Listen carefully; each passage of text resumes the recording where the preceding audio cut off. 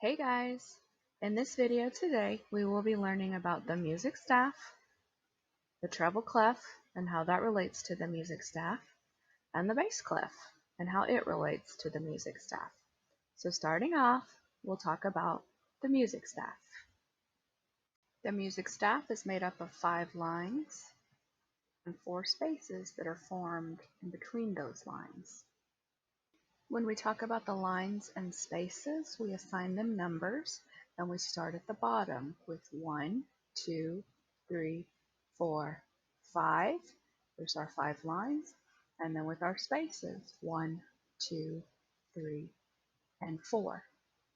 Now, in order to understand how our musical alphabet applies to those lines and spaces, we have to use something called a clef. And in our band class, our 2 most common clefs are going to be the treble clef and the bass clef. So let's talk about the treble clef first.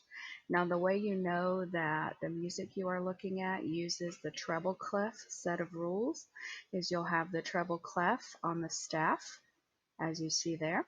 And the treble clef is also referred to as the G clef.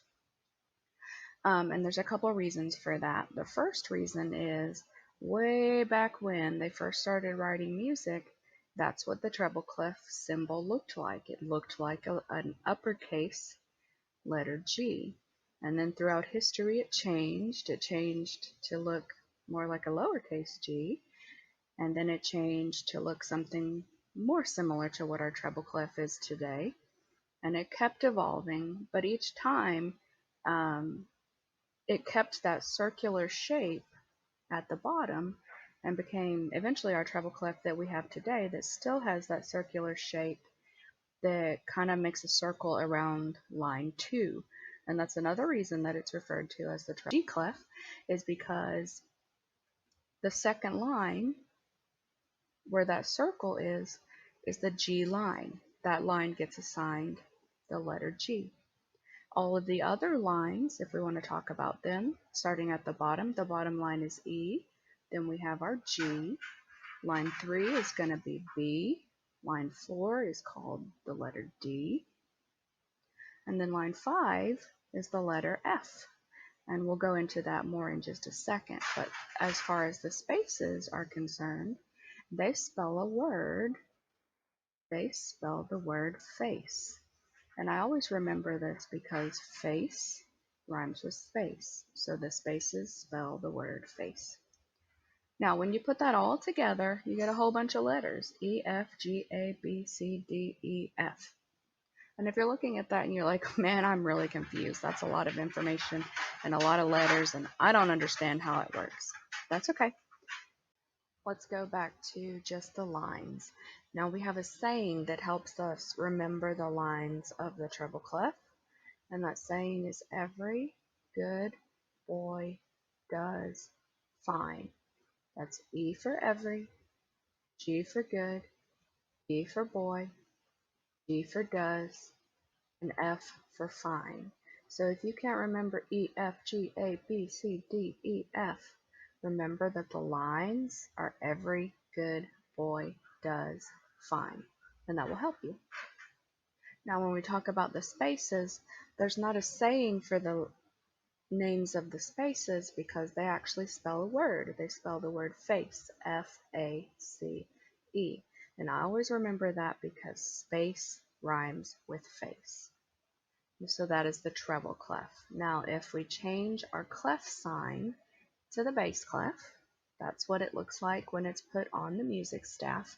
And whenever you see that symbol or that clef symbol, it tells you that you're going to use a different set of rules because now you're reading in the bass clef. Now the 2 dots on the bass clef, they surround the 4th line.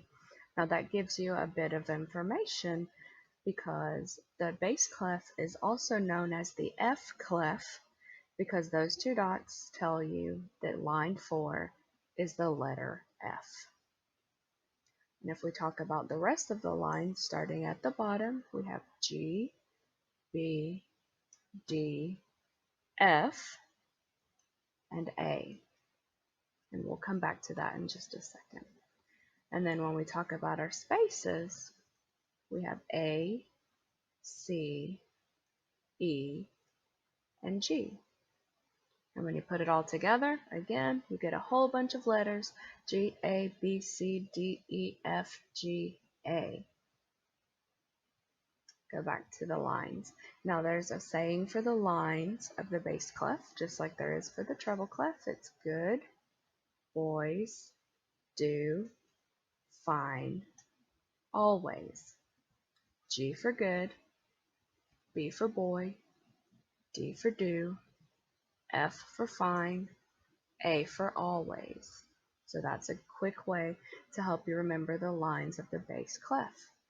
Now when we go to the spaces, you can see they don't spell a word like the treble clef does. So we have another saying for the spaces. We have all cows eat grass. A for all, C for cows, E for eat, G for grass. So then we have our sayings to help us remember the lines and spaces of the bass clef as well. Now, I know that's a lot of information, so I'm going to do a little review real fast. Treble clef.